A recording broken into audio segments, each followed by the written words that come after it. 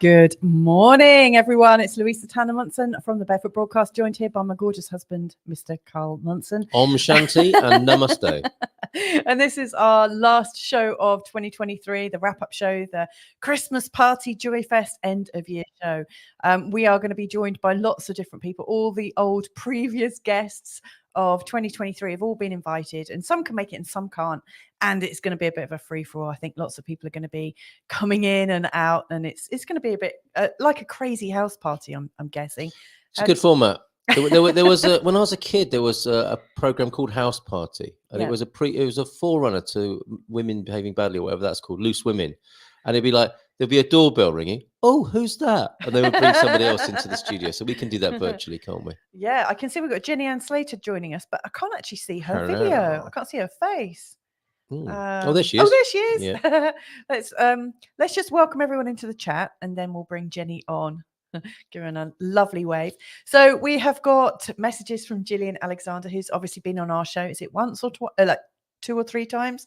Hello, all ready to party. I think Gillian's on her way. Aren't you going away some point today? So anyway, it's really lovely that you're here to join us. Owen saying, I'm ready. Come on when you're ready, Gillian. Owen. He's got a poem. He's got a poem this morning. Oh, well, I look forward to hearing his poem. We've got Suze joining us saying, hello, wishing all the best. Got to dash out soon. So just popping in to wish you all a Merry Christmas and thanks. Thank you so much. We've got Greg and Amy joining us. Feliz Natal a todos from the Global Nobles. And it's just basically a beautiful love fest. So awesome. Let's bring on Jenny now, shall we? Hey, Jenny, how are you? Jenny. Good morning, Louisa and Carl. Can Hello you hear there. me okay? Hi. Yes, we can hear you. Bon dia. Yeah, bon dia. Now, you've got some good news, haven't you? Because since when we last saw you earlier this year, you were talking about to us about, the possibility of moving and migrating, coming here to live in Portugal. What's your news? Our big news is we leave France the end of next month. It's all alchemized, everything all at once. That's incredible news. Yeah. That's very quick. How did it all happen so quickly for you? I think it was an internal shift. Mm-hmm. I'd been digging my heels in a bit, and my husband, Derek, was a bit like that as well. And then just bit by bit, it all started to come together. And we got help from Steve, who coordinates, it's a Facebook group for British immigrants in France. And we'd heard conflicting information because we thought it would be the D7 visa. And it was right, okay, how can we make this fit? And it wasn't fitting. Yeah. However, there is a thing called Article 116 in the Aliens Act. We're long-term. Sounds really freaky. Aliens Act. Love it. Which says that if you are a long-term resident in a European European state, you can exercise your right to go and live in another state. So we're exercising those. Very good. That's so you're fantastic. you're French residents, basically, weren't you? We've got 10-year carte de séjour. Right. Yeah, so you can just move to another country in Europe. Absolutely. And if the penny had dropped, you should have asked me. Or did you? I thought you knew we were aliens. No, I would never have guessed you're an alien. But you can never tell, can you? You can never tell. Never tell. It's I've very read David Icke's books, and I still can't tell. Yeah. So we vacate this crazy house very, very soon. Yeah. We may have an extra cat because one of the cats in our landlady's place has adopted us. So who knows? So Right. Well, you get more cats when you come to Portugal. It's Yeah, the, it's the easily, law. easily. I mean, we adopted 2 earlier this year, and then another one came yowling outside our front door, and just moved in. It's Article 3 of the Feline Act of Portugal. Yeah. Well, they're born French cats, so they're multi-dimensional, multilingual. It's not an issue for them. Yeah. It's just Funny enough, we've got a the French human dog. things. We've got a French dog that adopted us. So somebody had obviously come on holiday with their dog and left them behind or lost them. Well, she just really liked it and wanted to stay. Yeah, maybe she did. Who knows? Yeah. We have got lots of beautiful wishes coming in, so I'm just going to put some of these on the lovely. screen. So Gillian said, "I thought I'd be travelling, but I'm here after all." Gillian, if you want to come on screen, you're very welcome to. I can send you the link. Just give me the nod. And in fact, anyone else that wants to come and join us on screen, you're very welcome as well. Global Nobles, quick question: what's a nice gift for neighbours and the male person that doesn't feel too much or too little? Mini box of wine. Like you got these like Tetra packs. No, I mean it was really nice, Amy. Don't get me wrong. I enjoyed that this morning, and still will. I would say a bottle of wine, a nice bottle of wine for these folks. I was thinking about it myself. My neighbours here. I was thinking as I was walking the dogs this morning, they need a bottle of wine. They need a bottle of wine. I kind of woke them all up a couple of nights They ago. need 2 bottles of wine then in that case. One about the other night and one normal one for Christmas as well. So I think a bottle of wine that's, you don't have to be extravagant, because then you start off a kind of Portuguese hospitality conflict where then it escalates. It does. If you just get a mid-price, I would say a mid-price bottle of wine, that will go down very, very well in every sense of the word or phrase. Yeah. Or if you like to bake or to cook, I always think if you make the effort to make a cake or something, or mince pies. Well, that's very nice. The only trouble with doing that in Portugal is that everyone is a really good cook here. I've not met anyone that can't bake. Any of my baked goods would look really, really bad. And have people, I mean, they look bad can you by imagine, English standards. in their Portuguese homes as they're tucking in. Is this what they have to eat in England? No wonder they moved here. Other nice little gifts, Amy, could be what's that pan? That bread that we got, that cake from Kat, from the next Whitbys. door. Oh, the local speciality wherever you live, it could be as well. Yeah, so we've got like a local egg-based bread, powder which people come from miles to come and eat. But they just wanted to see the look on our faces when we tried that, because that is quite an oddity of baking here in Portugal. It's like an unbaked egg cake. Yeah. And they were saying it's very traditional, and I was up for it, but it wouldn't be everyone's cup of tea. It is a great idea, Jenny. The home baking, I think, is like something from where you come from that you might bake at this time of year would go down very well. I can see we've got Owen in the just in the background. I'll bring him on in a minute. Let's just say good morning to Sarah. Morning, Sarah. Hey, Sarah. Come and join us whenever you're ready. It was lovely to see you the other evening, Sarah, outside my house at 1:30. Sarah helped me celebrate my birthday in style, and I'm still kind of working on that one. Trying to get back to normal. Viv's joining us, saying Feliz Natal, everyone. Bon dia, alegria. That's like good morning, everyone. Julian's going to come and join us. Squire of the Shies is saying hello, everyone. Good morning to you. Global Nobles, exactly what my guess was. Obrigada. Nada. I gave helpful neighbours boxes of Belgian chocolates and Google translated thank you notes in cards for their efforts to help me. And then one woman started speaking French. Progress was so worth it. Gillian saying, Mum used to make meringues and Scottish tablet for weeks before Christmas, and everyone got those and they loved them. Bin men, postmen, they were all men in those days, family, friends, and everyone. It's not difficult in Scotland, though. If you say, is that a cake or a meringue? I say, no, you're absolutely right. Very clever. Thank you. So let's I've got questions for everybody in this like little festive biscuit tin. But I'm just going to bring Owen on first, and then I'm going to let's find out what Owen's suggestion is. For Amy. Come on, Owen. Hello. How you doing? We're really well. Hello, mate. How you doing, mate? You all right? I'm doing very, very well. A bit of a busy morning for me this morning. I've got to get my supplies ready for the local bar. I'll be making some Scotch eggs for the bar here in Ponta de Lima this morning. So I'll be in the kitchen very, very soon, making up a batch of eggs for them. for those highs. Wow, both you and Jenny have got like food in common, like soulful cooking, like cooking for absolutely Not the from the soul. heart. Yeah, absolutely. Yeah. Owen, you've got a poem for us for the I have. Would you like to hear it? I'd love to hear it. Okay. Well, it's just based on the show, as they say, love and joy in the new year. And that's how I've entitled this particular poem. Oh. So it goes, in the new year, love does bloom and flourish. With joy, our hearts do sing and cherish. The warmth and kindness, like a gentle breeze, brings us closer as we find peace. Our spirits soar on wings of delight as laughter fills the night. The stars above, they twinkle bright, guiding us through life's plight. The world may be filled with strife and fear, but love and joy, they cast no shadow here. For in each other we find solace and light. A brighter future shines so bright. So let us embrace this new beginning with open arms and a loving heart. May the joys of love forever cling and guide us from the start. Woo! Just gonna like put some magical. Yay! That's so Thank you. beautiful.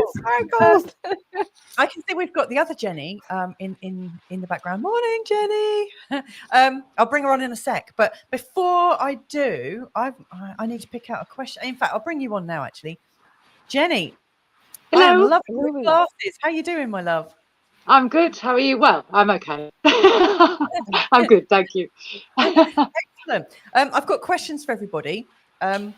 Carl, would you like to pick one out? Who wants to answer a question first about? What is this? What's the format? It's kind of like okay. Owen's pointing Jenny in first, so Right. Okay. let's give you a question, Jenny. Shall I read it? Yeah. Okay. We've got a load of random questions. It's the World Cup draw. So in the first round, you're going to be playing. Right. Okay. As we celebrate the holidays, what are some ways you plan to spread joy and positivity in your community and among your loved ones, Jenny? Oh, Right. well, yesterday. Oh, okay. Yeah, go on. Wait, me or the other Jenny? Yeah, you. Okay. So yesterday I had a few phone calls from people, and everybody seems to be a bit sick at the moment. So I made a big batch of elderberry tonic or cordial or syrup or whatever you call it, with echinacea and cinnamon and cloves, and I'm going to go round and deliver that to the people that I know that are sick today. So I'm going to do that. Oh, that's really beautiful. And then otherwise just go and visit people and just show people how much we care and care about them, really. Very good. Even if it doesn't mean exchanging gifts, because I think a lot of people are quite tight on money at the moment, but just to go and spend time with the people that we care about. Yeah, that's a really, really lovely thing. Sorry, like hiccuping, and I'm all sort of slightly discombobulated. I had a bit of a boozy evening 2 nights ago. Birthday.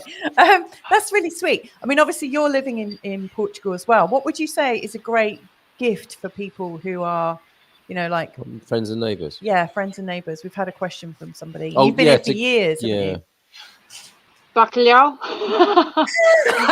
Let's go with that. I think anything. I think people really appreciate anything that's like not something that you've been and just bought from the supermarket, or that people like things that people have made themselves, whether it's just like the thing you did the other day when we went out. You bought a little gift and then you did the reading for us. It's like a Secret Santa reading. That was so lovely.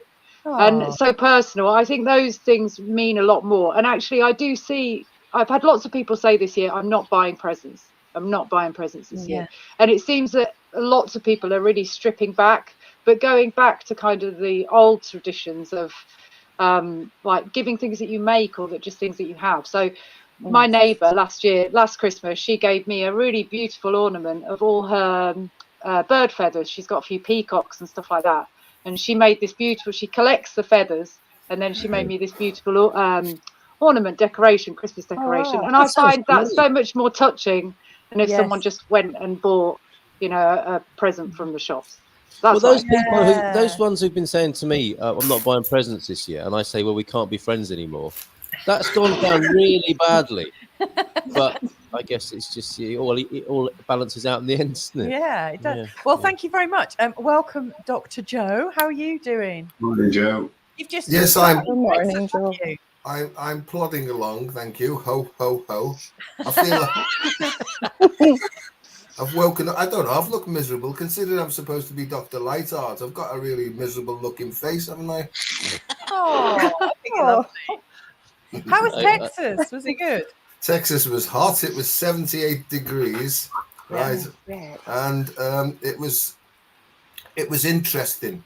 I wasn't firing on all cylinders. I was full of snot and everything all week long, and a bit de-energized, But quite a lot of interesting things happened of an extraterrestrial sort of nature. Really? Can we ask what you were doing over there? Morning, Donna.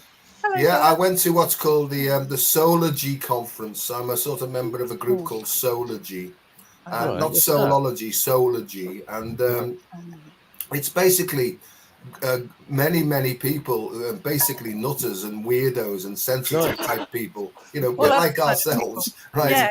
Who get together to share what's really going on within them, and they try and express this and be as authentic as possible.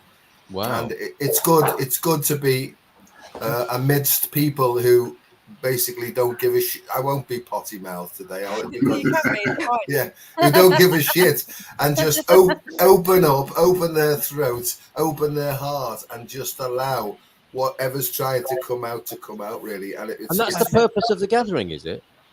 That's basically the purpose of the gathering. I was over there to help people to reconnect back to their authenticity, which is basically their essential selves, and to help them to stop pretending, really. Wow. And did Texas have a particular resonance or significance? Because my stereotype of Texas is you arriving there a bit snotting, say, "That's not snot. We do snot here. Look at this. This is proper snot." Was it like that? Was it proper Texas? No, I thought I was a big eater, but Christ Almighty, they don't have eat. Right, honest to God. But the friends I stayed with, they were so overwhelmingly kind, and I find it difficult actually. I don't mind giving, but I find it quite difficult to receive, and I think that's some sort of deep something within me, but they just couldn't do enough. And I was staying in a sort of a big posh house, and there was like a big motorboat or two at the bottom of the garden, and they took us across Mexico Bay, as you do. And I was right opposite NASA as well, and that was interesting. So it was great. And what it's made me realize coming back is just how pretentious we are, really. Wow. And how we live most of our lives through sort of social programming and conditioning. And most people pretend to be nice, but under the surface, that's not necessarily true. I'm going to shut up now. This is you've come back with that message at Christmas time. Possibly the most pretentious, and pretending everything's okay when it's not time of the year. What a fantastic sequence of events that is! Right. No, I don't know. I hope I haven't put a dampener on the party. Sounds fascinating. Yeah. Gillian says she's in the green room. But she's in a different. Which green room is she in? Another part of the universe? I have no idea. She's not in our green room, is she? We can't see her at all. So I'm just sending Gillian. If you can send us a message that you'd like to share, I've sent you the link a couple of times. Exactly the same link that everyone else has got. So I don't know what's going on. It's very bizarre. You can't see her at all. I can't. Okay, we've got another question. We've got Donna joining us. Hey, Donna. From Dominica. How are you doing, Donna? You all right? Oh, we got no sound for you. No, I'm good. Is my mic okay? Is it? Yeah. Good. Yeah. I'm good. It's only 6. It's not even 6:30 a.m. Bless you. Wow. Good morning. We've got like our friends from Seattle, and it's like 2 a.m. and they said, actually, I don't think we're going to make it this time. Fair enough. I thought you were saying they were here. I was like, God.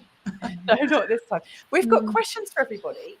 Should I do this one for Donna then? Yes, okay. Thinking about the global community, what positive changes or initiatives are you hopeful to see in 2024, Donna? Oh man, wow! I want everyone to start really looking deep into their own story, That's what I want. I think if everyone could just start just acknowledging and looking at their own story, and I think this is a collective thing. I think because I went and had some breath work a couple of weeks ago, and her breathwork program is called Rewrite Your Story. Yeah. My thing, as you know, is learn to love your story. Yeah. Like I'm hearing, and some big players out there, it's all about your story. So I think there is, it's not just me that's thinking that, I'm feeling this collective, like, you know, this is what the global community need to do. We need to start getting back into ourselves, look, sort of stuff everybody else's story. They've got their own. Let's focus in on ours. And yeah, that's that. I mean, that's what sort of comes to mind. That's really on the forefront of my mind for what I'm going to do anyway. Wow, that's amazing. Superb. Thank you so much for that. I'm guessing some other thoughts have come up with you guys, right? Have you got anything you'd like to add to that question? Maybe not. I think a better understanding of each other as well, a better understanding of each other, and recognizing each other's space and being aware of each other's space, you know, your own private little space. Oh. I think it's one of those things is that my reality stops where yours starts. So do you think we might in this process that everyone seems to be roughly on the same page and wavelength here? You know, what characterizes that from my point of view is the whole set piece of coming into contact with people, as you described it, Owen, and people saying, how are you? That is such a kind of telltale sign or marker of what we've been through for the last few decades, isn't it? It's like, and what that means is, it's not really how are you, is it? It's like, okay, we just need to connect, and you just tell me a little bit so we can keep the conversation going, but not too much or anything too authentic or risky. Like, I'm fine, thanks, will do, and then we'll just crack on with what we're doing for the rest of the day, month, year, life. Is that? Do you see that changing then, Owen? Is that what you know? Will that moment be different? Will it be redefined? As in, people are going to be truly interested in that question. How are you? Well, it's not really that. I mean, I just feel is that we've been concerned with things that have been happening globally, and not really recognizing what each person, you know, requires out of life. So I think you have to have that kind of barrier where you shut off yourself, listen to the other person, you know, and take that in. You know, not everything, as you were saying, you don't have to take everything in, but just to be mindful of the other person or the person that you're speaking to, the person that you're connecting with. Beautiful. Okay, I'm feeling like the need to say morning, Gillian. Good morning, Gillian. And also, let's bring up a question for somebody else. Can you pull out a question for me? Gillian can hit the ground running. Gillian, with a question. This question's for you from Carl. Right. Okay. Please sing Nessun Dorma. This is the wrong. What accomplishments are you most proud of in 2023, and how are they shaping up for 24? Oh wow. It's been a really weird year this year, so I don't know how to answer that. Okay, the I'm still here. Which sounds bleak, I know, but it's that's true for some of us, though, isn't it? Yeah, it does sound bleak. I mean, I keep finding myself. Actually, it's probably quite a good question in lots of ways, because I'm sure there's other folks out there listening feeling similar. Because it was back to the sort of how are you one. I tend to answer that one with, do you want to know the truth, or do you want to know what you want to know? What you want to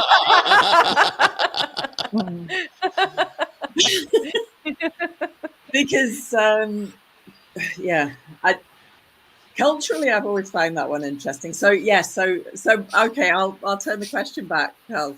Do you want to know the truth, or do you want to? No, I don't want to know the truth. God almighty, no. I haven't got time for all that. Yeah, just say you're fine and let's move on, for goodness sake. Yeah, I'm fine. Oh, go on, tell us the truth. No, that's what. Well, the truth is, yeah, probably what I'm most proud of. I'm still here. Wow. But even that's not even the truth as well, because most of this year has been trying to work out what the heck here is. Yeah. Mm. So I think the other part of the question was, what do I sense? What am I hopeful for 2024? Yeah, for 2024. Okay.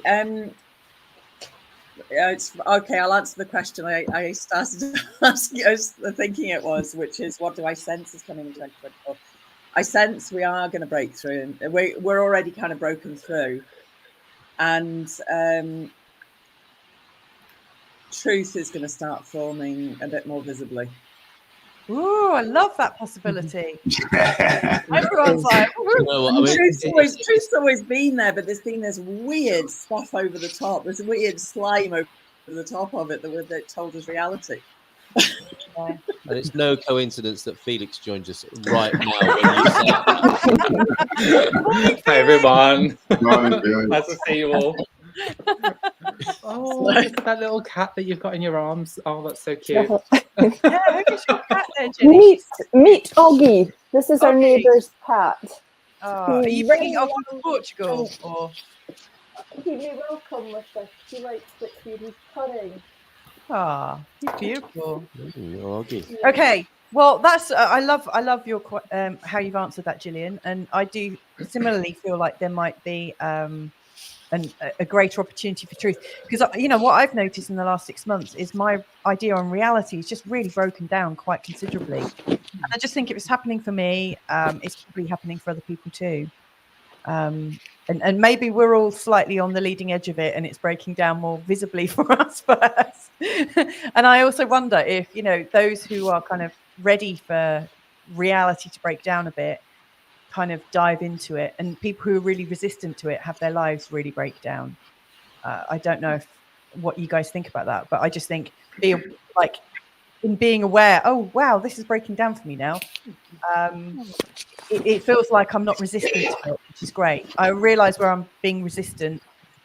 Shit happens. I think all of you here, and I would include you all in this, in the sort of healers and helpers community, probably need to, and I'm interested in your view on this. What you think about what that's going to look like if there's an acceleration of what's it called, emergence or awakening, you know, that sort of vibrational angle on things.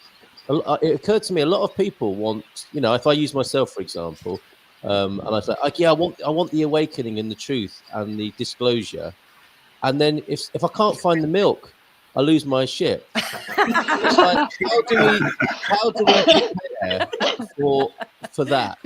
Are we going to be available to each other? Because, you know, it's a real thing, really, isn't it? Because we on one hand we do want the big thing to happen, the big change to happen that we could argue we've been hoping for a long time, and then we realise, you know, we can be knocked over by the, you know, how are we going to cope with major disclosure if we struggle when we can't find the milk in the fridge?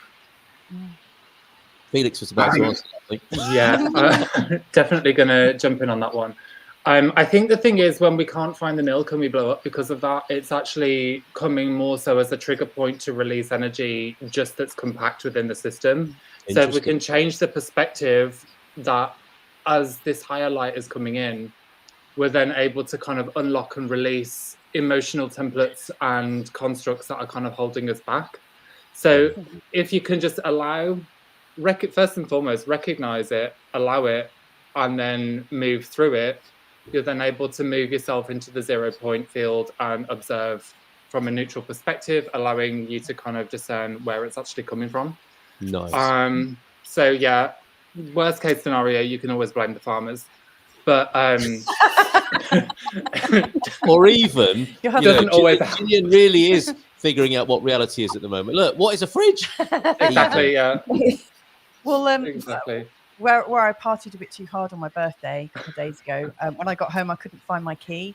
I'd totally forgotten that I'd left the key in the car, but I couldn't find the key, and my friend was helping me, who's going to join us in a minute, Sarah. She was trying to help me like find my key from in my bag, and of course it wasn't there. I didn't have the consciousness or the presence of mind to realise, so I was banging on the door. Wake up! Let me in! which I mean, and I the really, scary really lost thing my was, shit. Yeah, so I didn't actually want to open the door at that point. So it happens. And I Yeah, don't we even should have. remember If only Felix had been there, Yeah. he could have helped through Yeah, that. because I mean, I was obviously, and like yesterday, last night, I realised actually I went out like a loaded gun, you know, not because I was like drunk or anything. And Dr. Joe, I need to probably talk to you and say I need to sort out my life a bit. But I realised I went out feeling like there were some hidden emotions and things that I was a little bit tight on, and of course, you know, I let my guard down, and then those emotions erupted. So I'm full of gratitude actually that I was able to release all that. Bob Fifth is saying You're very welcome. Bob Fifth in Portugal is saying global up-leveling coherence is definitely growing with major pushback from darker forces who don't want to let go. You may be right there. And they're also saying Felicia Natal, Vivian mentioned this is the happening place to be. So grateful. Oh, thank you. And we've got Squire of the Shires joining us, who said received 2 food parcels from school. Went and dropped them off to some new families that moved into our area who needed more. That's really lovely. That's really lovely. We've also got Sarah joining us now. I don't. Can we get 10 people on? Let's try. I'll make way. I'll tag Okay. team off Okay. the screen if that's. Let's just give it a go. There Morning, we go. Mum. About How that. are you? Good morning. Zoom call. Hi, Sarah. Right. Okay. So I've got some questions. Who would like to answer a question now? Okay. Owen, put his hand up first. All right. Next question out of the biscuit tin here is there a memorable act of giving / kindness you've experienced that has left a lasting impression on you, for Owen? Yeah, I mean, both you and Louisa know of my situation here in Portugal. And I've been very fortunate to know some beautiful, beautiful people that have opened up their homes to me while my house is being sold here in Portugal. So I'm very, very grateful for having the chance to still stay and live here in Portugal and being surrounded by so much beautiful people like yourselves, everybody that's on screen here. A great big thank you to the Barefoot Broadcast for coming back this year, because this has been my spiritual outlet and it's been amazing for me. And I'm ever so grateful to each and every one of you. I may not comment on the shows, but I do listen in, and you've filled my heart with so much joy and pleasure. And thank each and every one of you. Oh, Awesome, thank mate. you very much. That's really lovely. Right. Right. We now look like the opening sequence of Ocean's 11. Well, I wish I could like get into one of the boxes, and you know, I wish I was still slim enough to kind of hide and be snuck in laundry somewhere. basket. Yeah. Okay, who's ready for another question? We've got another question. Hi, Sarah, by the way. Sorry I wasn't more hospitable the other evening. We'll pick up where we left off. Okay, I've got a question for Dr. Joe. For Joe. Okay, looking ahead to the new year, what advice would you give to others for fostering a positive mindset and embracing opportunities for growth and joy? As soon as you wake up, sing Nessun Dorma. I don't know the Vincero, Vincero. So You actually know it? Oh my goodness. Oh, I love it. I love it. One of my most favourite songs. When I was drunk, I used to play it on the jukebox in the pub over and over and over again. And so they used to kick me out about 11 o'clock every night. Get shut. Oh, wow. So positive mindset is difficult, you see, because I think that we have to let our guard down and stop guarding ourselves, because most people live on the defensive all the time. And I think we've just been programmed and conditioned into living in a fear-based way, really. And that's why I understand. I'm personally responsible for 100% of everything that's ever happened to me. That's really, really difficult for people to get their heads around.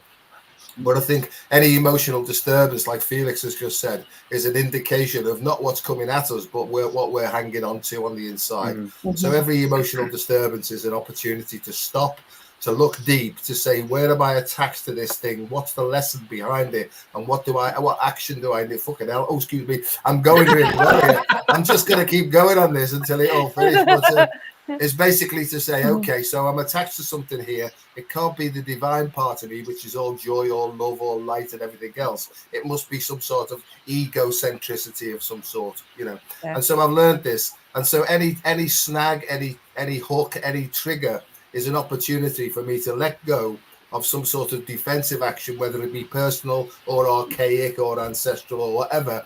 And as soon as I let go of it, more energy floods into my system, then which empowers me, which enthuses me, which revitalizes me, and helps me to go forward in more joy. Other than that, I'm not really sure. Wow, that was a Give really the man clear a round of succinct- applause. Yeah, I mean that was. Hang on.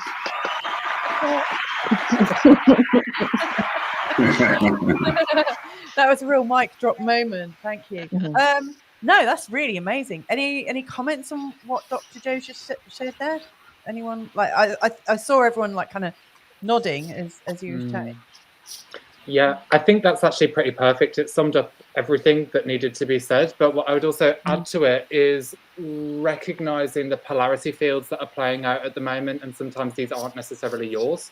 So we're moving through a period of extremity within polarity, and as we kind of go through that, even when I'm on YouTube, sometimes I'll hear so many different things that will come through that pulls you into all different directions, and it's just kind of recognizing within that this ain't yours.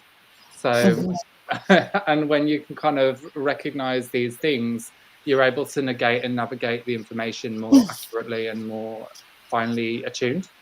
So yeah, lovely. Wow. We're joined now by Jay Atkinson as well. Morning, Jay. Hi, Jay. Jay, we're asking, I've got some questions in a sort of like Christmas biscuit tin. So I'm kind of like asking random Christmas questions. biscuit. And I think the next question, I'm just going to pick one out. And I think this one's for Sarah. Sarah, oh, we've had that one already. But maybe you need to answer it. Hang on. Okay. Share a story about a moment in 2023 that brought you immense joy or taught you a valuable lesson. Oh my God. Lots of valuable lessons for sure. A moment. This is hard, Louisa. Do you want to think about it? And well, yeah, please. I'm not quite up to snuff enough to answer that question, I don't think. You know what? I can answer this one. Who wants to answer that? I can answer this one. Go on then. So it's just one moment, but it taught me a huge amount. So my female dog got pregnant accidentally earlier on in the year, and she had puppies in January. And the whole process of watching her be pregnant and then give birth and so instinctively caring for those puppies brought me so much joy. I absolutely loved every single minute of it. I never thought I would enjoy it so much. It was a little bit of a nightmare because, you know, we're living in a tiny wood box at the moment. So we had 13 dogs in here at one point. And every time I gave one of them away, I cried. I sobbed my heart out. But I know that those little bundles of joy have given so much more joy to other people. So lots of people said to me, "Hey, you were irresponsible. How did you why didn't you get her sterilized?" And she's sterilized now. And yeah, I got a lot of criticism actually, and people would say, "Oh, it's going to be very difficult to get rid of them." I managed to rehome them without any problems, and every single one of those puppies has gone to a person that really needed it. I think something like 3 or 4 of them went to people that had either lost a person or had lost a really beloved pet in the previous year or 6 months. So that by far is one of my top favorite experiences of all time. I loved it, and watching how instinctive she was, literally how it just kicked in as soon as she started labor, and as soon as she gave birth to that first baby, it made me really, really focus on how much we interfere with our natural process and our natural instincts. So I had so much joy from that experience. Can you tell? Oh, thank you. Yeah. Beautiful. You know, it's fun. It's funny because we've adopted 2 cats, and then a third came to live with us, and I think it's been one of the most profound things for us this year, isn't it? Like the kids, absolutely, like seeing them open up to loving pets and caring for them in a really sort of obvious way. It's really added a lot to our dimension. Yeah, definitely. And definitely. you know, there's tripping hazards all over the place, obviously. Shredded furniture. Yeah, but aside from that, it's been really lovely. Okay, I wonder, I Jenny, can answer whenever Yeah, it's time. I can answer. I just wanted But to go ask ahead, Jenny Carl. about the instinct and connecting to where Joe's just got back from in Texas, where people were showing up in an authentic way, as if I summarise that correctly. What would it be if we were like that mother of those puppies? You know, is it so long since us humans were instinctive in that way that we don't even know how to do it anymore? Because I totally heard what you said then. It kind of hit me in the heart. You know, how on earth, really, us humans would think, well, that dog needs to look on the internet, Google how to bring up these puppies I've just had, because that's what humans would do. But it was just there, wasn't it, in the instinctive memory bank, whatever that is. And how far are we as humans away from that? Or close to it, for that matter. It doesn't, you know, we could be very close to it and not know it. But we don't seem to live like that, do we? You know, in the culture. Oh, I don't think we do. Can I just say that when that kind of made me feel like when I was very, very young, had my first child, I was a single parent. I was only 20. I was a baby myself, you know, and there was so much going on around me that I could not get in touch with my own primal instinct, and I've lived to regret that, really, in a way. And in circumstances, I suppose, you know, but I guess in a way, animals kind of maybe don't have that, you know, they don't have people around them going, oh, well, why don't you put it to bed at 7 o'clock instead of 6 o'clock? Well, I used to do that. I was, you know, oh, I had him nappy trained by the time he was 3 months. I'm like, this is what I was up against. So all my instincts just went out the window because I was so young myself, you know. But I think with animals, and that's a beautiful story there about the little doggy furry baby. You know, my daughter, she has animals, and she's just like you, sweetheart. And you know, every time one of hers has a puppy and it has to go, she's in bits for about 3 weeks. You know, they're like her babies. But she has got very strong maternal instincts, and she has been allowed to nurture her children free of anybody else's ideas because she just kind of shuts off. And I think that's what we find with animals. They kind of go into a space where they give themselves time to just be. They just be. They don't even think about it. And I think that's a really beautiful thing, you know. I'm coming back as a dog next time. That's really lovely. I'm going to have 13 puppies all at once. Gillian, who's obviously just above you, Jay. Gillian's typing and said, I've been pondering that a lot, why I headed to hospital to give birth when my mother birthed me and my 3 siblings at home. And did you want to just speak this, Gillian? And Gillian's added, and a younger friend recently birthed a little boy when they were living in a converted school bus. She knew she needed to be on her own, knowing that she had support there. That's beautiful. Did you get to see it, or you just know? No. Well? She was actually in another country at the time. Wow. She's actually. This is a friend. It's actually I stole her off my son. She's a friend of my son's. You know, school friend of my son's, who's now my friend. Good. But yeah, and she was just sharing about she just because her sister, who's actually a midwife, had arrived. She didn't know they were coming. Yeah, they were living in the States at the time, and she, her sister, and 2 of her sisters arrived. So basically, you know, surprised her to be there with her, and she said she just knew she went really primal. And she just knew she needed to be on her own and move and just really be with her body. And then they were there to support her. And I've just been having a conversation with my sister, and it was just like I don't understand why we were all born. I mean, I still sleep in the bed that we were all born in. Oh wow! And yet I toddled off to hospital. And there's so many horror stories, and they're all hospital. And yet, I don't know. And then yet, there's still this little worm, and I know it's still slightly in my head that, well, something bad might happen. And it is literally a little worm that's been forced into our brains. So, and I know a lot of women, and they're generally younger women who are birthing very, very close to the earth now. You know, they're women. The women are gathering around them to support them in their birth.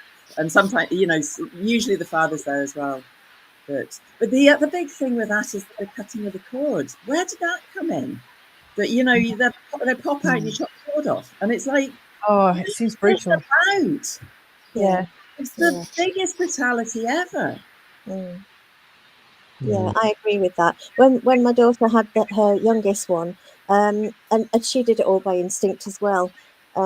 You know, she was moving around, and it just so happened that little Evie, the little one, was with them, and she sent her next door to Granny's, not me, but her other granny, and she went next door to play. And Anna said to her husband, you know, at the time, I think I'm ready, and she went and just ran a nice warm bath and laid there, and within about an hour, Bo was born in the bath. Rob delivered him. Wow. Yeah, her husband delivered him, and they just sat there till the midwife came, and did all the necessary. So he had his cord attached, everything just went, and he is the most amazing child. You know, he really is. You can see the difference in the births when the children are growing up. You can kind of get a feel for what the birth might have been like. You know, I'm not saying it's true every time, but there's definitely a difference with those two. He had a very, very natural entry into world, and he's so laid back. Whereas the other one, Evie, she's much more, you know, wired and stuff. So yeah, I think it makes a hell of a difference. And Thanks we need for sharing. Can I say something? I think my internet's all right at the minute, but it's really interesting because people know, maybe viewers know, that I'm adopted, but I grew up knowing that I was going to be a mum.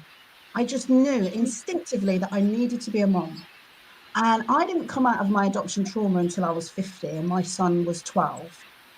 The whole pregnancy, I had to work hard to get pregnant, and I had him later. But I was so maternal. I was so connected. Once I had him inside me, and I did have to go through IVF, but once he was inside me, I knew he was going to be okay. But the reason I want to say all that, and actually everything went so smoothly, like he was booked in for a cesarean, but I went into labor that night. So I went to just a little bit of labor, and then I was booked into the surgery, and he came.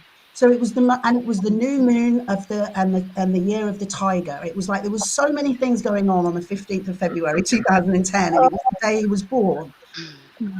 Now, the reason I'm saying this is because in the last 2 years, I've met adoptees who it just doesn't work like that, because they've got all these emotions about their adoption and their birth mother, and I've got that now.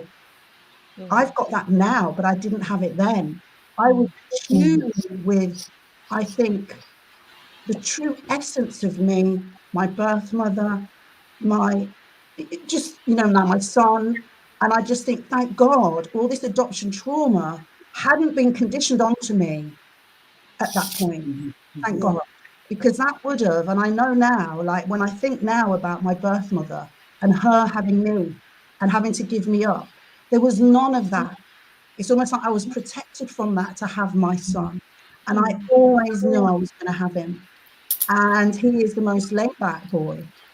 His birth, even though it was a cesarean, and it wasn't an emergency cesarean. We were listening to Madness on the thing because we had so much time. That's very cool. Madness. It was like, are you ready now? And it was like, it was perfect timing to be going into the theatre. And yet I was just 3 centimeters dilated, and so you can now take the pain away and let's have him nice and smoothly. But it's just wonderful, and I think I was in touch with the true essence of myself. Thank God. But I was really in touch, and I think my birth mother was actually there. I think, she's passed, but I think there was something going on there that was enabling me to complete this maternally. And I'm so grateful that I didn't have all of this trauma that's going on with me right now, because I won't think I would be carrying a baby now in my tummy as calmly and confidently as I was when I was in my 30s. I couldn't get pregnant now anyway, but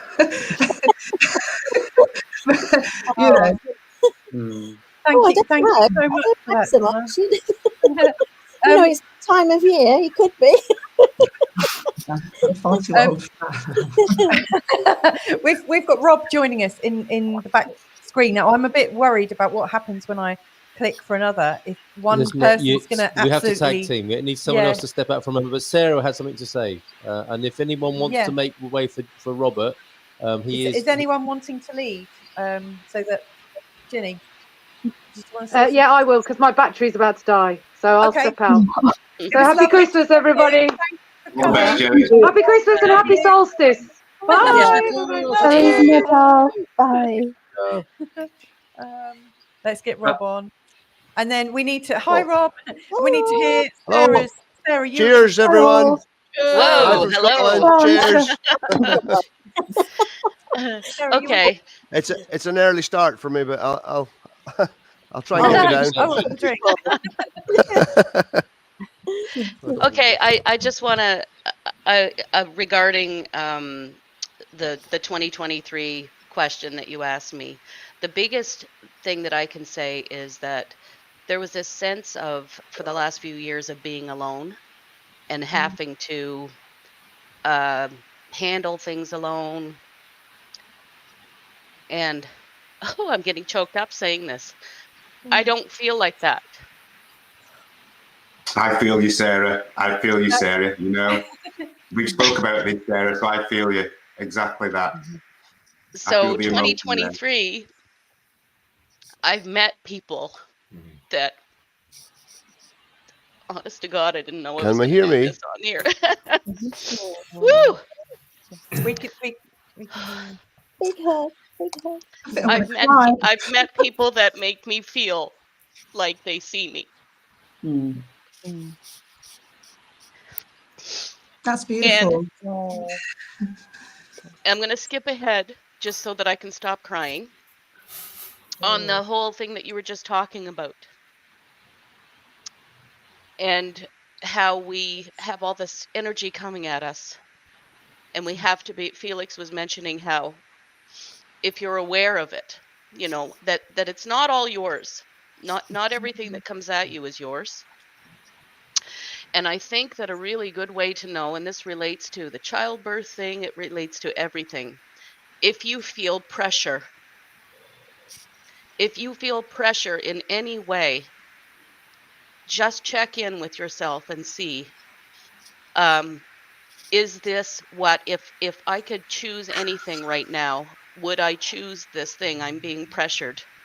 Or would I choose something that's not this and wear the scarlet fucking letter? That's all I have to say.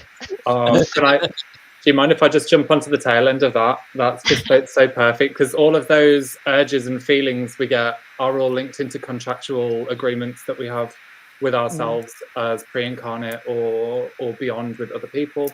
When we get these urges to go and kind of resolve something or write a book or do something like that, it all comes down to what you've agreed prior to, and it's our job really to uncreate those at the moment. And just whilst I've got you, that topic of birthing and losing the instinct, I think is so fascinating. And what I was actually hearing at the time was the loss of instinct came in towards the end of Lemuria and graduated out through Atlantis. And now we're kind of coming back to relearn what it is that we already knew, to then find that instinctual behaviors within our own bodies to reconnect with that. But then this actually leads back into parthenogenic birthing, which is where the Immaculate Conception takes place. And we download the child through the womb gate. Well, thank God for that myth right now then. I'm sorry I can't be seen on the screen, but that is, I mean, that we have that mythology this time of the year is such a beautiful reminder, isn't it? Where instincts disappeared, there's still the sound in the universe or in our somewhere inside us that we can relate to. That's so beautiful, Felix. Thank you. You're welcome. It's funny that you mentioned, I mean, first of all, Sarah, wow. Oh, we've lost Robert. I hope he comes back. He just popped out the Stargate for a moment. He'll be back. Sarah, wow, and thank you. I like to think I'm one of those people because what you described brought me to tears, and that's how I feel about you as well. I feel really seen and held by you, and I really thank you for that. You've made a huge difference to my life already. So grateful. But Felix, you what said you this was going to be a happy job. Yeah. For Felix, yes, it is. You know what? For years, I've been thinking about Immaculate Conception, because it occurred to me that I think babies decide when they come. And also, I don't necessarily think that they have to come in a body. I think they can come in spirit. They can be born in spirit as well. That's my experience. I really feel that strongly. But it occurs to me that one of our children, like factually, if you believe what you're told about like when you can conceive and when you can't, I'm pretty sure one of our children came at a time when he one of them couldn't have possibly been conceived, and yet he did. And Jay, I mean, by the way, Jay is a very good hello Rob. She's our baby whisperer. Jay and her wand. She heard all our babies come through before, you know, or I would say, Jay, I think there's a baby. She's like, oh yes, there's a baby here, and blah blah blah. Anyway, I really hear what you said there, Felix. I do think that is a possibility, and I think we're coming back to that. And also, Felix, you know, this and Sarah, this pressure. What occurs to me is that we've got to a point now where it's like people are swimming pressure. Pressure's normal, isn't it? So how can you be instinctive when it seems like the whole world is made of what is not yours, and that's become normal for people, which is so bizarre, isn't it? That our normality would be made up entirely of other people's messages rather than our own clear space in which to listen to our instincts. I mean, that's terrifying and really good, potentially magical at the same moment, isn't it? Right. Can I just say, in terms of the conception when it's not possible? Yeah. There's because I remember. I mean, this was even in school biology. We got taught this stuff, so it did. You know, I think lots of things were forced into working in the sort of supposed science model, but in the culture, Indigenous American culture, Native American culture, that, you know, there would be the men would all be away, either, I don't know what the men went away to do, whether it was war or whatever, but I mean, the story we get told is going off to rape and pillage and all that kind of stuff, but I don't believe any of that stuff. The truth of whatever was going on was probably very, very different from the stories we got told. But anyway, but the women would spend long periods of time on their own, no men in the, you know, just no men around, and yet they would conceive at times that it was not physically possible to conceive. And the story we got told was that, you know, women are capable of retaining semen or whatever. You know, they sort of, I think they just catch.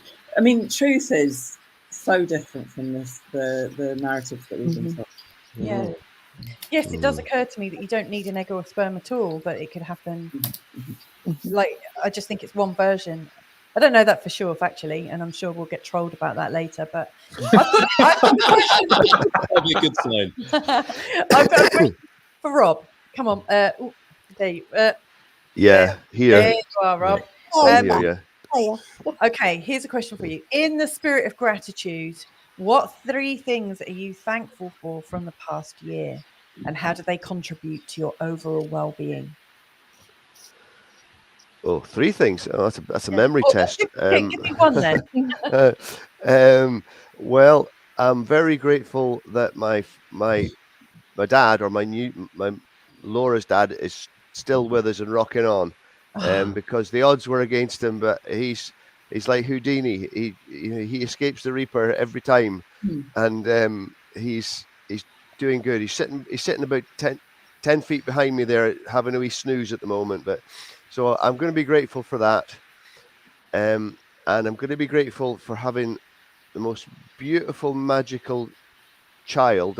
And he was, I'm 60, and he's only 3, just coming 4, right? And Laura was, God, that's a memory test now, but she's 46, so she's about 43, 42 or something, and she'd been trying for years to get pregnant, and then we got together, and within a week of us actually meeting, we were a family on the way. But I tell you what, though, it's a long time coming, but I'm getting tearful now. Yeah, best thing, just I cannot express how fabulous it is to have a family and to have a wee lad. So I'm grateful for that every day. That's beautiful. That's me, yeah. Wow. Well, Rob, you've shocked me because when you said you were 60, I I thought you were in your 40s, your early Yeah. 40s. Oh, I love you too. Oh, really shocked. Yeah. Yeah, you don't look 60, Rob. Yeah, no, I'm doing well, and I think he's keeping me that way. You know, every day's an adventure, and we're going to be homeschooling and such, and it's set up. Life completely changed, and with a whole new pile of issues to concern myself about and to sort of find a way through, and it's great, you know, because we're coming up with answers, and even when other things are looking pretty hardcore around about us. So I just want to be grateful for my son and my family, and I'm looking forward to this year as well because it's going to be even better because the terrible twos are just finishing. He's just going into 4-year-old now, and he's just getting out of them, so it's less hectic. Oh. Yeah, Oh, that's thank me. you so much for that. Gorgeous. Right, who hasn't answered a question yet? I don't think Jenny. Right. I haven't. Okay. Who has been a significant source of inspiration for you in 2023, and how have they influenced your perspective or actions? Wow, that is a challenging one to answer. One of them is Portugal. Okay. The energy It there. doesn't have to be a person. No. The people that I met there. The other, I think, is becoming deeper connected with my intuition, and also the guidance that was coming through from animals that I connected with this year. Because, just everything has alchemized in the most unexpected ways.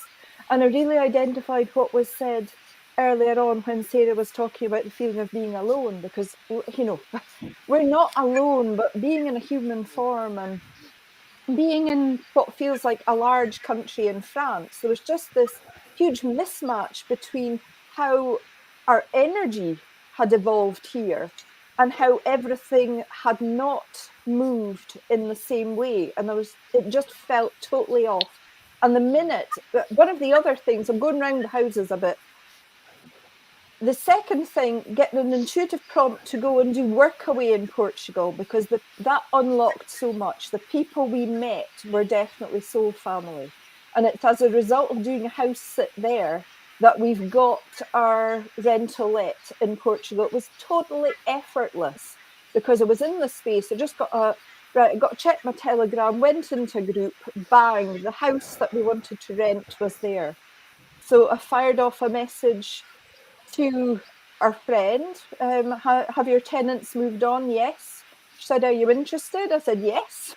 When can you come? And it was totally effortless. And the move is unfolding like that. And the other confirmation for me was when we met up in person, Louisa, along with 2 other friends. And one of them was dealing with just a challenging situation in her life. And we sat down the table and we held hands and we all cried with her. And it's quite moving. No veneers, no masks. We were just all authentic in the moment. I'm thinking, these are my people. This is how it should be. And it was very moving, wasn't it? Actually, just holding hands. Incredibly so.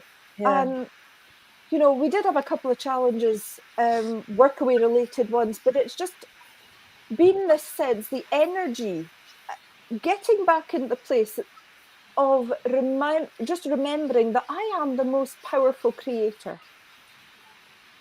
And not going into the past or the future, or just being fully present where I am. And remembering that, and just this sense, things should be effortless. We shouldn't have this sense of striving or struggle on the planet. And all the programs that we have been, you know, the whole duality program. And it's either or. And, you know, it's not at all like that. But, you know, we're living with all these constructs round about. And I certainly sense that next year we're breaking through. We have broken through on many, many levels individually, and that gains momentum for the collective. And the one thing, when Oggy was sitting on my lap here, I do animal communication, and I just beamed a question to him and asked, Oggy, tell me something. What is it that we humans get wrong? And his response was, it's the hearts, they're closed.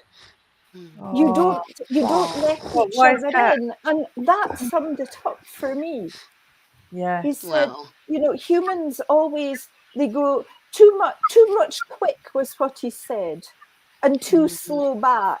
And I asked him, really clarify, and he said, you jump, you go forward, and you go back, but it's now. And it never ceases to amaze me, just the wisdom and the reminder that animals have. Yeah. Just Does he getting speak to you? fully present. I know he speaks to you probably like you just like know what he's saying, and you don't actually have to put it through language. But I just wondered if he spoke to you in French. Did you hear it? Like where you say come forward and then they come back. Reminded me of like a French construction. Yeah. Can I add something to that? Here. Sure. Yeah, go ahead, Well, Sarah. I just wanted to say it when you were talking about choices and how, for some reason, we think we have two all the time. And so how many choices are available that if we didn't buy into that you can have this or you can have that, we actually look and see, okay, what choices are available to me right now that this person presenting them to me, or if it's me, isn't actually being aware of. Like, what if you have 27 choices? What if you have 30,000 choices? So opening up to it's not either or, what's possible that I'm not considering? Yeah. Brilliant. Absolutely. Right. I'm going to make a move now, everyone. But it's been lovely being here. And I just want to say, this year for me has been incredible. I think everybody should write about it who's awake, so that this is a part of it's unprecedented times in history. But Louisa, this is the only show I've been on. I haven't done, my whole everything's been on pause. All my workshops, all my courses, all my coaching, everything. It's been about me. And I've been very, very, I don't know, I've just not felt ready to share on my own channel or even launch my own channel yet. And the one space that I have come and I felt really comfortable and it hasn't been a doubt about coming on when you've asked me, Louisa.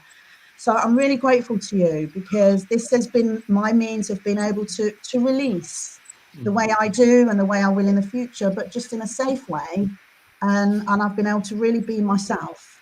And again, just connect with I think it was said here earlier about the people that we're connecting with now. It's so obvious that we've met before, I think. I think it's so obvious that our souls have been together before, a lot of us that are meeting this year. And I've really felt that, and I've felt it with you, Louisa, and that report you did for me. I've listened to it loads of times, and this show, it's beautiful. So I'm leaving on a high, and thank you so much for all that you do, and everybody. Thank you so much.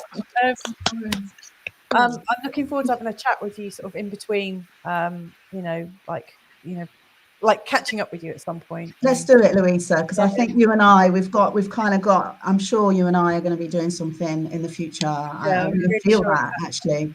So who knows? It's beautiful. I think the key is not to think too much. I've started to realise that my intuition has been telling me everything since I was day dot, but it actually turned me internally, and it actually sort of like I didn't know, and I got it scared me. Whereas now I'm not afraid, and so that intuition now is really powerful, and I'm loving it, and I'm grabbing it, and I appreciate energy, and I'm excited for 2024. Really. Wow. So, Oh, thank you so much. God bless you. All right. So thank you. Bye, everyone. See you 24. Bye-bye. Bye. Joe, you look like you wanted to make a move or say something. What was it you wanted to say? I'd just like to say what a fantastic conversation this has been. I'm interested in all these things. I love womb ecology and what's going on before birth. I think that the greatest trauma in the Western world is birth itself. I think that's, you know, and most people are suffering from post-traumatic stress disorder as a consequence of birth. And when you consider that it's a portal into a new world, it's so important as well, you know. So I'm really interested in this and have been for a long time. But, you know, emotions, I think Carl mentioned, you know, I think we suffer from faulty logic and misdirected instincts, really, and we're so far removed from our authentic nature that we all live in this sort of second, I've mentioned it before, this pretentious second nature, which isn't us, really, you know. And I think once you start to see that and start to, because I don't think that we've got anything to learn, I just think we need to just start to let go of all the eons of conditioning and programming, and then this sort of this light starts to emerge from the depth, you know. So I've just loved this conversation, and it's lovely to meet everybody. And I wish you the happiest of Christmases and a lovely, prosperous, and free New Year. And Louisa and Carl, thank you so much. You know, and I'm a big whinge bag, and when the lady from Canada or wherever that was, when she was sharing, I could feel all this welling up, you know, because I'm becoming a big softie more and more and more all the time, you know. So thanks everybody, and may the force be with you. And apparently, before I go, is pay attention to where the archer's arrow will land. So that's a Sagittarius Ophiuchus connection there, because it's something. In fact, Felix is a Sag as well, aren't you, Felix? I am, yeah. Wow. And Ben as well. Ben hasn't made it yet. And Gillian as well is a Sagittarius as well. So. Well, apparently it's the arrow is being redirected to a new opening of a portal into the Sagittarius dwarf galaxy, which apparently is where Earth really comes from. I've got no idea what that means, but I'll leave you to feel your way through that one. Yeah, I think Felix is doing that right now. I know, yeah. I was just looking into the Centauri region, actually, because I've noticed a lot of the Anunnaki traits coming up recently that's being collapsed at the moment. So, well, I think on that one, I think that they're all now upside down. They've turned around. They're all under a redemption contract and are coming in with the power to help everybody. Now I think we're all working together in this. Now I don't fully understand what comes through here, but I do feel really that we can tap into the really deep base powers for positive purpose now. So on that note, may the force remain with you forever and ever in nomine Patris et Filio et Spiritus Sancti. Thanks, Joe. Louisa, can I just say this is a pleasure to be in the company of such great people. I'm no expert. I'm just a life observer. You know, I get my downloads and I put them into poetry.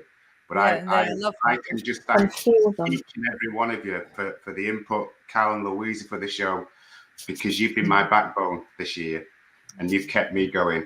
I've got to go. I've got a big food order to prepare. Yeah. Love you all. Have a fantastic Christmas and have an even better New Year. Love you guys. We will see you in 2024, my friend. Oh, we will. Take care. Bye. Love you. Bye. Love you too. Wow. Oh my goodness. I feel teary. I'm just sitting here. Yeah. My God, what a wake-up call. I literally missed getting on earlier because I'd only just woken up because I had a weird night. A weird night in which I've realised I was in a spaceship and I was pointing at the spaceship, and this finger here, this is my left hand, had blue electric energy coming out pointing at this ship, and I could see the people in it, and I was communicating with them, and I knew it was Valiant Thor. And he's, well, I don't know if anybody knows about Valiant Thor, but Valiant Thor from the 40s. Anyway, I won't go into all of that, but it was him, and I could see him clearly, and it was like, wow. And then I woke up and thought, oh my God, it's 10:30. I'm going to get on.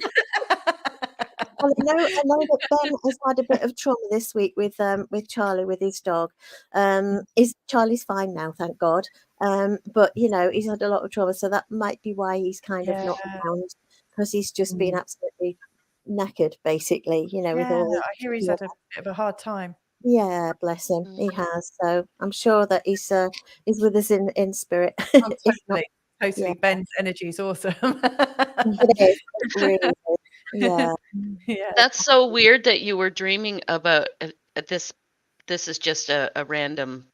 I kept dreaming about purple. Wow. Just Really? I kept seeing purple. I kept saying that's purple. Just a little random, because you were talking about seeing a blue. I mean, Yeah. I've never really dreamt of a color specifically last night, Oh but I gosh. really was dreaming of purple a lot. Well, Well, I could feel the electricity going through me as well. So I could feel like, you know, like if you like one of those plasma balls and it goes, zzz, you know, it felt like that. I woke up with my Wow. fingers throbbing, like, where the hell have I just been? You know, it was really beautiful. It was lovely, actually. And interestingly, if I may just add my little, I don't know, I had this little thing happening with a magic wand thing. Louisa knows about it, you know, and Sarah maybe. Yeah. This magic wand thing, and it disappeared. Anyway, the morning of that conversation, I actually, you know, we finished the conversation on the Barefoot broadcast, and I went to the post box with my sister. My sister arrived to go shopping, and I went to the post box, and she went, "Oh, you've got a parcel," and I could not believe it because this Somebody sent you a new wand. a brand new wand, and it's got a Where did blue it come from? look. Oh yeah. Wow. Who sent that to you? Well, I actually ordered it from Temu. You know, the Temu thing. It was only $1.99, and I actually did not expect it to arrive for a start. So Wow. 4 weeks after I ordered it, on that very morning that we'd been talking about it, and me Yes. saying the magic's not in the wand, it's in me. But by Yes. the way, I like the wand because it's fun and it's lovely to, you know, that particular day, I had the most magical day, and I met two people who made me cry just by being, because there are people I didn't even know, and I got this little wand and I just went like this. Where's the button? I can't find the button on this one. And I went, right, by the power of the magic in me, I declare and decree that I shall be magically affected by the day today in the power of 3, or something like that. Anyway, I had literally 3 encounters, one with a very young person who bumped into me in Tesco and proceeded to apologize. And I was like, oh, I was frazzled. And this young guy just with his girlfriend, and he just looked at me and he went, oh, I'm really sorry. He said, Merry Christmas. And my heart just went, and I stood in Tesco and I could not move. I was just so touched by that. And I wanted to run after him and hug him. And I said, oh, thank you. It was like, wow, a young person. And he said, Merry Christmas. And I'm like, oh. Oh, Christmas And then spirit, isn't it? a bit later on, I put my trolley back after, you know, always take my trolley back. You know, I hate it when people leave trolleys all over the car park. And this lady randomly came up to me and she said, something. And I said, oh, sorry, I didn't hear you. And she said, I want to say thank you. I said, oh, why? And she went, for putting your trolley back. She said, it really means a lot to me. She said, people just really piss me off by not putting the trolleys back and leaving them all over. She said, thank you for taking the time to do that. And I just stood there and cried. That's so lovely. On the day that this little plastic $1.99 wand with its magical blue light came into my life. Okay, well, I need to share something with all of you, because we've been talking about Sagittarius. You were talking about blue light. Sarah was talking about purple light. And you were talking about Thor. Thor is also known as Zeus. Zeus is also known as Jupiter. Jupiter is the ruling planet of Sagittarius. So you're all been talking about Alpha Centauri and blah, blah, blah. It all links in together. We've just had a message from Donna, who's been watching backstage. The magic's not in the wand, it's in me. What a great lesson to teach during my kids' magic shows. Thank you. Because Donna is also a magician. And so she does little magic shows for kids. Wow. Gosh. Just to jump in on the tail end of that one, that wonderful story about your dream. Oh my God. I had one very similar, and it was literally about 3 days ago as well. The same colors. It came in as code. It was literally like a binary code in blue, which then it was showing me the blue feline race DNA, which is connected to Great Star Sirius, which is my dog. So yeah, it's all very much linked in at the moment, because it's building back the blue plasma energy, which is a stabilization current, to repattern the light fields. creating a stabilization, which will then take through as the blue rainbow diamond bridge into 2024 through to 2027, and then goes on to build into the firmament, not the firmament, builds the trifurcation rainbow bridge. Oh, Wow. we've got a new participant here, guys. Oh my goodness. Oh, that is incredible. Oh, Yeah. Minnie, you can say hello to everyone and Merry Christmas. Oh. Whatever you want to share. Hi, Minnie. What? Hi. Hello. A bit shy. Hello.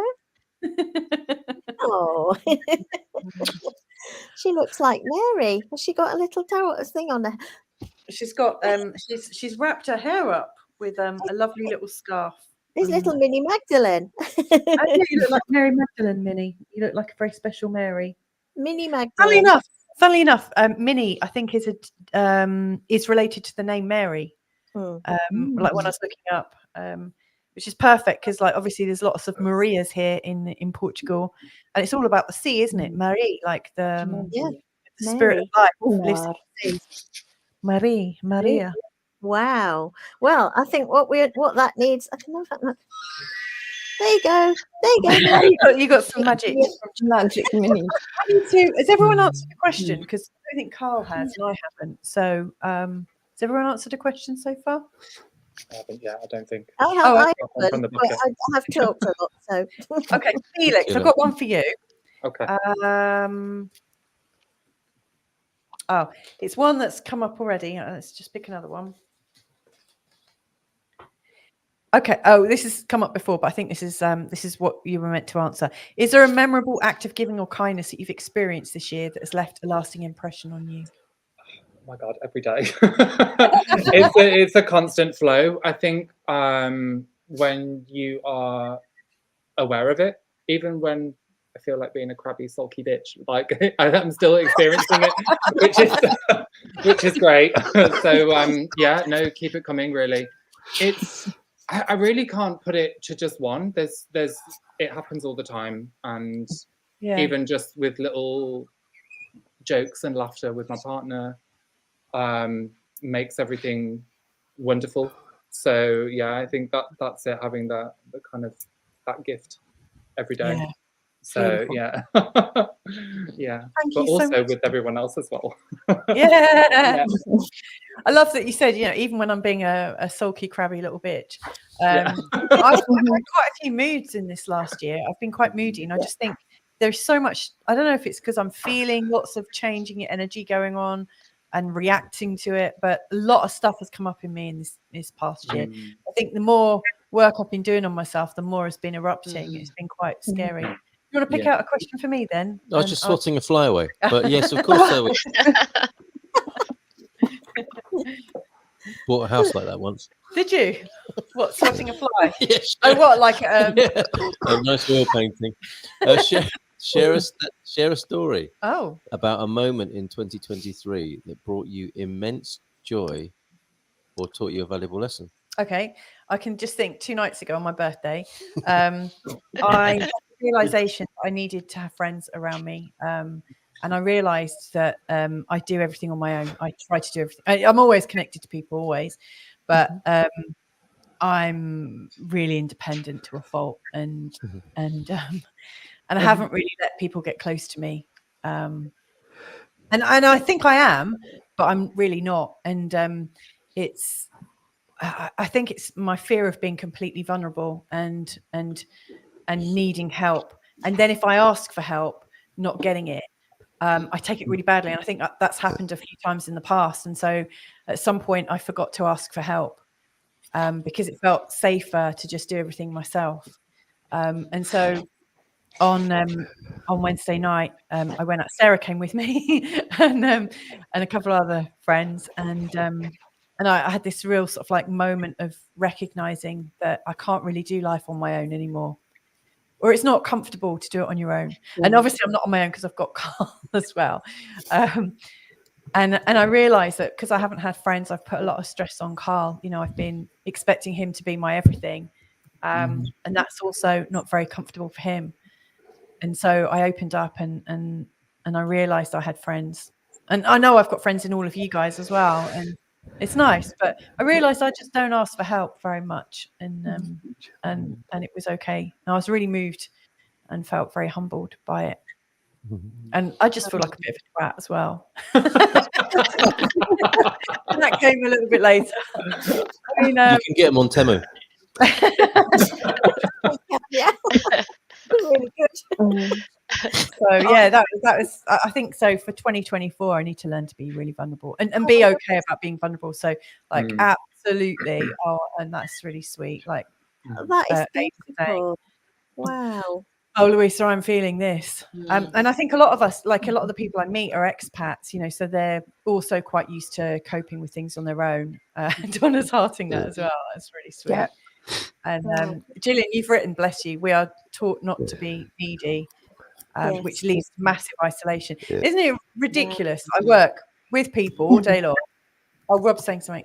Yeah, can I just Gillian, yeah, thanks for that heads up about a guy called Carl Washington. She put something with me and Louisa was doing a chat last week. Yeah, that's right. I think it was Gillian. I think it was. I just saw it, and I remember Carl Washington. Oh, what a great guy! I'm really researching that, and I'm probably going to take part in some of that stuff. So I just saw Gillian there. So I want to say thanks. And I was going to say something to follow what Carl was saying about once bought a house by pointing at a picture, and I actually did that. I actually bought a piano, and I was at an auction. I bought a piano for £1. and I got it. That's really good. I never realized how heavy pianos were. And I was living in a flat, so you no idea how difficult that was, getting a piano up about 2 stories. When you went to the auction, I didn't even want. I just did it by accident, and I thought, oh my god, I've got it, and no one else bid. It was one of those.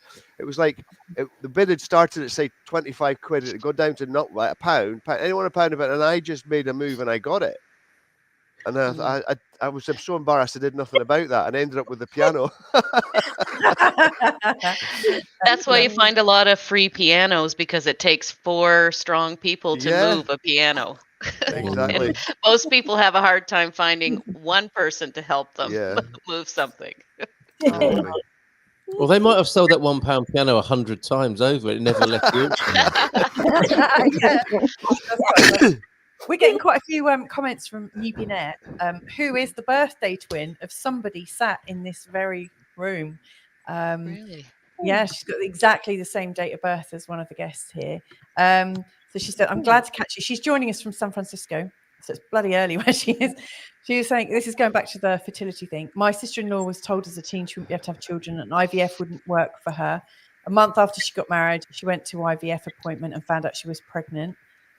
And she's the mother of my 3 nephews, and she's only had a couple of periods in her life. Bob and Viv are saying, you all inspire me, and I can't thank Louisa and Carl enough for doing this. That was you, wasn't it? Saying, I love you, Joe. Oh. Newbinette is also saying, same Louisa, with probably being too independent, I'm trying to find people to connect with.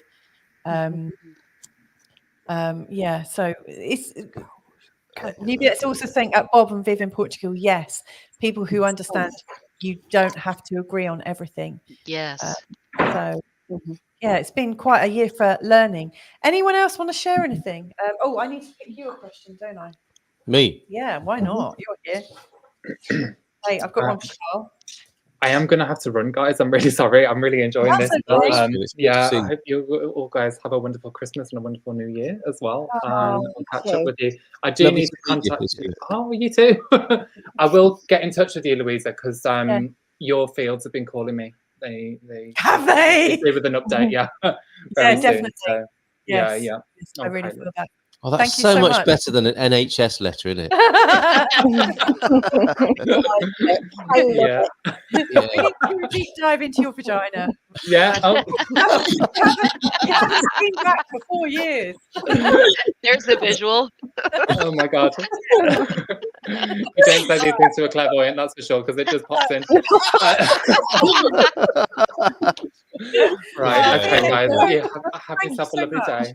Right. No, Yeah, thank you. have a Happy good birthday, my love. Okay. Bye, Felix. Bye-bye. Bye. Yeah. Okay. Oh, right. I'll Come on just- then, Carl. Go on, Rob. You're Oh gonna say no, I'm something. just going to say I'm going to go now too. So it's been great, and I look forward to perhaps doing some more work with you in the years Yeah. coming, Louisa, and Love yourself, that. Carl, and yeah, happy days. Have a great Christmas and New Year, and yeah, looking forward to 24. All right, Yeah. lots of love to We you, love family. you. Have a great Yeah. Christmas. Bye now. Bye-bye. Bye. Bye. Bye. So, Carl, as we celebrate the Surrounded holidays, by women I and know, ladies. you better watch what you Your, say. your Yeah. dream, pal, your dream. As we celebrate the holidays, Carl, what are some ways you plan to spread joy and positivity in your community and loved ones? I'm going to take some time off from doing that. I doubt There that you very go. much. Ever.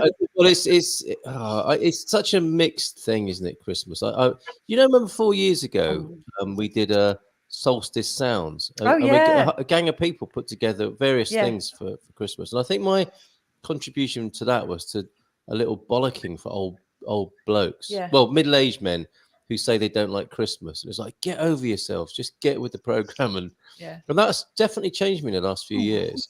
And I don't feel like doing very much, actually. So I might not. I'm going to get some wine for the neighbours and just take it easy. Yeah. And not.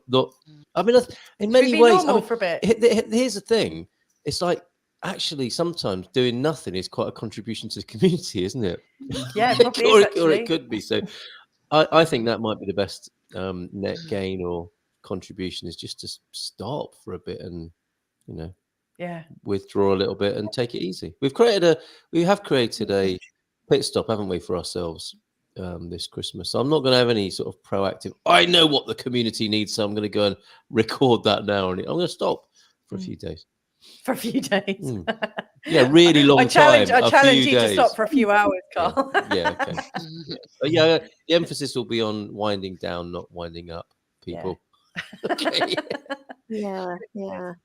Oh wow! My bars treatment. It could have been my bars that kick-started that. So funny. I had bars with you, Sarah, didn't I? And then gave me so much joy to send you that message when you were out with Louisa saying, bars for you lot tonight as well then. Different kind of bars over there. Sarah, do you want to explain what bars is? Because not everyone knows. It's just it's a body process that you do on the head. That there's 32 points on the head that represent areas of your life. It's just like a defrag of those areas. So you don't have to do anything special. You just receive it. Yeah, I've heard that must be years ago that I heard about that, and you've just reminded me. Oh, it's a brilliant process. Do you do that, Sarah? Yeah, well, I do. I used to teach it, and I did a lot more with it. And then I sort of, I don't know, I got over here, and somehow Louisa and Carl were talking about it one day, and I was like, I used to do that, and then, you know, Oh wow. so now I, I mean, I did do it for a long time, and I've always had it it's always been in the toolbox. But what I found with it is if I said, hey, you know, you should get your bars run, or you should do this, and then you're shooting, and then people resist you. But if I say nothing about it, then someone that's in my vicinity, I can just say, well, I do this thing, and it might work, it might do something. They're like, can I have it? It's like, well, okay, so that's different, right? So I prefer to let it happen organically, like, and if somebody would like it, or if it feels like a contribution, then yeah, brilliant. Oh, because that's as you know, you can't force anybody to receive anything. No, you can't. No, exactly. And that's been the same with what I kind of do, what I don't do, but I do. And again, taking this I step. love that. That's something that I do that Perfect. I don't do. Yeah, I don't even know what I do anymore or who I am. I've lost the plot. me either. Isn't that kind of cool that we don't know who we are anymore? I quite like that. That will be. I mean, if this elevation awakening is going to happen, those role things are going to be quite redundant and meaningless, aren't they?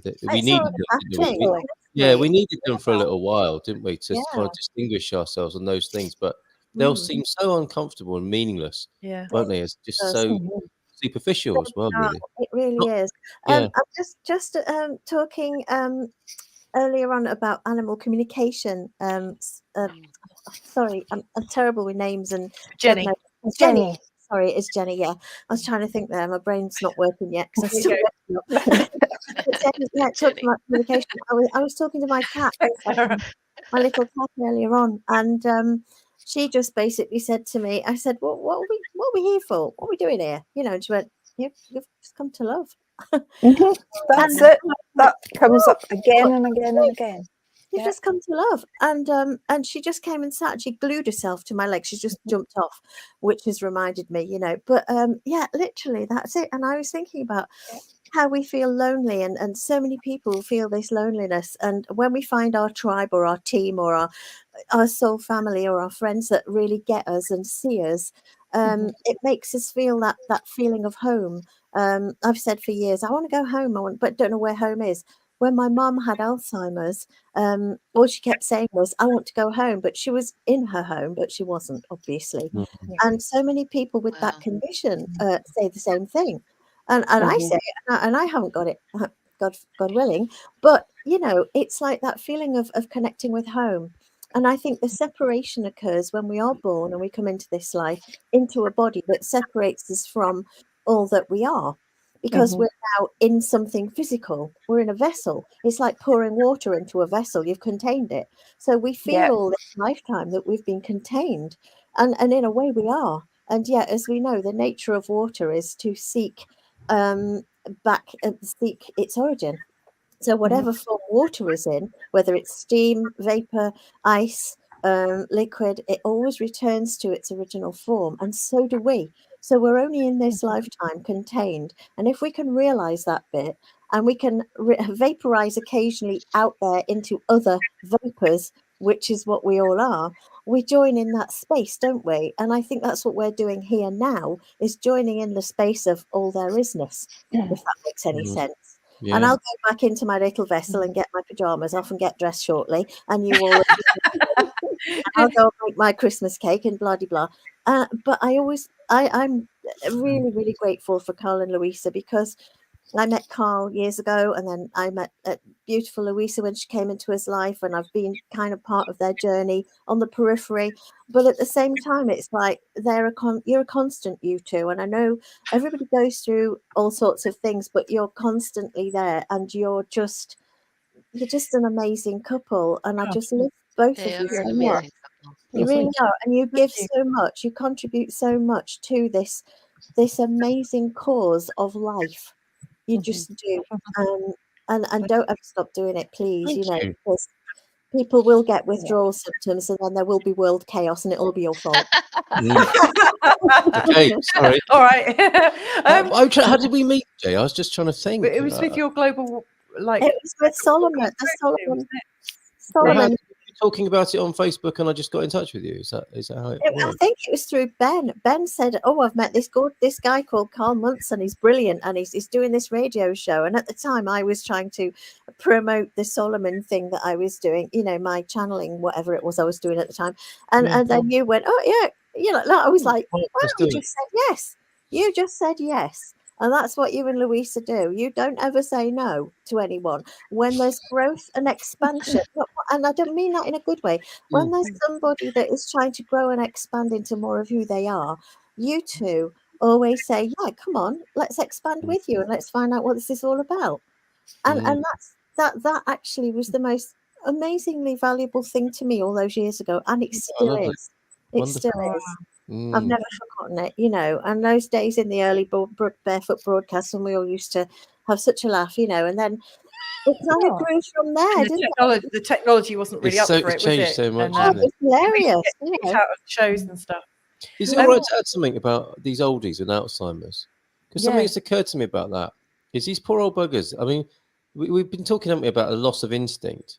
And they seem to me to be quite good examples, the oldies who are struggling with dementia and Alzheimer's, is that they've been brought up to think and fit in all their lives. And it becomes, I think that becomes more difficult as you get older because Oh, they totally. can't be bothered for one thing, and why should they? And then the sort of trauma or tragedy of it is we kind of like keep wanting them to think, don't we? Like, you remember, don't you?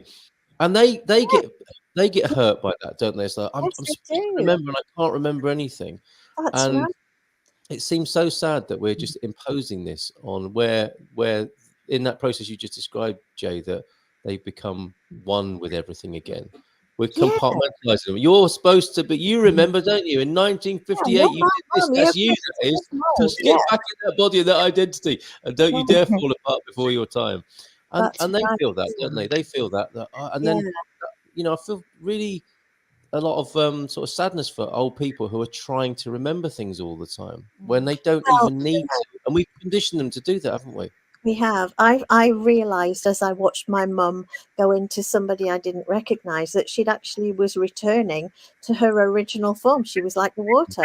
She was gradually losing everything that had been put on her, and she was just becoming the person living in the now. She became a total child. She had a dolly and a baby and all these things, and she didn't care what she said or how she said it, and there were some dreadful things she said, but we just one day she said to me, what was it? She we were talking, or I was trying, she'd get lucid moments, very lucid moments, but they'd last for a nanosecond, and I realized that it's like I was on the phone and she said to me, and she'd ring up and say the same thing 27 times all over. And I'd say, hi, Ma. And in the end, I thought, right, I had to be the one to drop things. I had to be the one to learn, let it go, just let her be, accept her exactly as she is.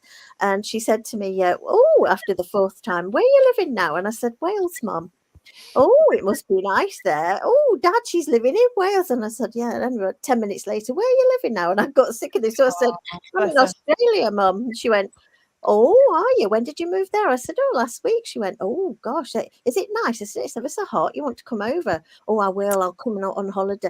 And every time it changed my location. Within half an hour's conversation, I'd lived all over the world, which was great because I got to live in the moment with her. And it was fun. It was actually fun, Once I let go of the child in me that wanted my mum to be my mum, once I grew up in that literally nanosecond of recognizing, hang on, let go. You're not the child. Cut the umbilical cord yourself and let her be who she is and let her pass as she wants to pass. It all became much clearer and much easier to deal with, Yeah. That's really beautiful. It was lovely. It was lovely. That's a really good message. I mean, I'm noticing my mum's changing every time I speak with her. Really? Just little markers, and she's reminding me of her mum. And like my nan, she got very close with her dollies, and she would tuck them into bed. She'd line them up every night, and she would tuck them in. And one night she called the police and said, I need to report a missing person. My daughter hasn't come home. She went out earlier partying. And of course, all her daughters, all 5 of them had left home 20 years ago. And she'd had this awful moment of waiting for her child to come home. So I just think they need as much support. But I love your suggestion that you just let them be who they want to be in that moment. It's beautiful. Speaking of, I realised the time is really blown. We've actually we've got a meeting soon, haven't we? Well, we could just get ready for bed. I mean, is it terrible to like? It looks like I'm drinking juice, but I'm actually drinking a wine box. Oh my God. But anyway, my God, quite right, Sarah. Hello, everyone. I'm Louisa, and I'm whatever I am. I'll have a plate of wine. It's beetroot juice. That's way too healthy. It's the season and all that. I need to sober up. I mean, this is part of my. I'm slowly coming down from the torture that I gave my body a couple of days ago. In so much joy. But yeah, I just want to really thank you all for being here and for showing up this year, because I mean, I love what you said there, Jay. I mean, Carl and I do have this knack of being around for people who have a message that they want to expand and they want to share, and we're like, yeah, let's do it. That is something that we both do, and I hadn't recognised that. Well, and fair play to you for reviving the Barefoot Broadcast this year. Yeah, Great thanks. job. We just it's been an idea. We just really wanted to. I guess it's still evolving, but I really thank you all for, joining us. And I love what Gillian's written here. Let's look forward to what we are now creating. I mean, this show could just change and evolve, and who knows what we're going to do next year. But I love the adult juice box. That is actually kindly sponsored by Amy from the Global Nobles. Thank you so much. But yeah, I just think watch this space. Let's stay in touch, and I just look forward to more miracles coming. And yeah, I want to just say something too. You and Carl, what I see is a source of inspiration. And so you're providing inspiration to people who already they're looking for something to inspire them to sort of move in a direction. And I think somebody that's open to that. Bye, Julian. We love you. Bye. Love you, love Julian. Somebody that's open to like being inspired is going to automatically gravitate towards you too. And you having a platform where people can meet and do that. That's huge. It's huge to be inspiring, especially in 2023. And I'm looking forward to 2024 and seeing, what magic and miracles you both can create. Yeah. With you guys. Here's to that. Yeah, for sure. Well, Thank you, sir. may I cheers us all. Here's to a beautiful holiday, and to a great new year, and to magic and miracles. I love you all. Yes. Loads of love. Bye. Bye. Thank Hi, you. everyone.